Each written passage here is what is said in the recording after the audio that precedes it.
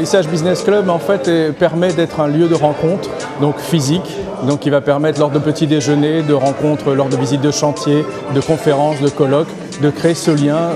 nécessaire justement pour pouvoir sortir de différentes situations un petit peu plus critiques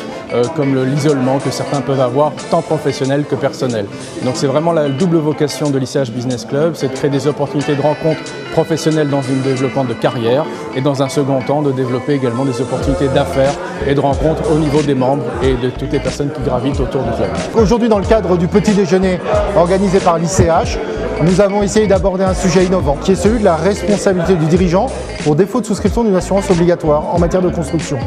Parce que même si on ne le sait pas, il y a une grande série d'arrêts, et dont le dernier date du 10 mars 2016, qui rappelle qu'un dirigeant social sera responsable s'il ne souscrit pas une assurance obligatoire en matière de construction. Ça fait peur,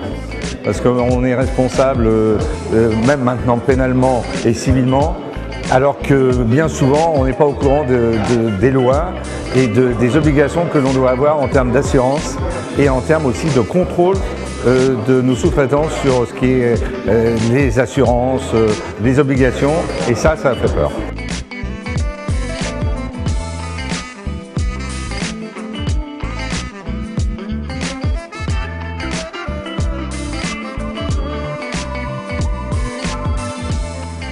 C'est énorme et en plus on n'est pas au courant qu'il y a autant de polices d'assurance et c'est un vrai problème pour le chef d'entreprise à l'heure actuelle parce qu'il ne sait pas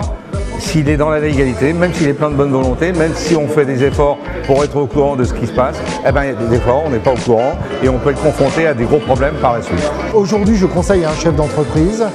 de faire une analyse lucide des risques que son entreprise crée, d'avoir une bonne assurance qu'on appelle DO ou RCMS, c'est-à-dire responsabilité civile des mandataires sociaux, et d'avoir un bon courtier, accessoirement un bon avocat.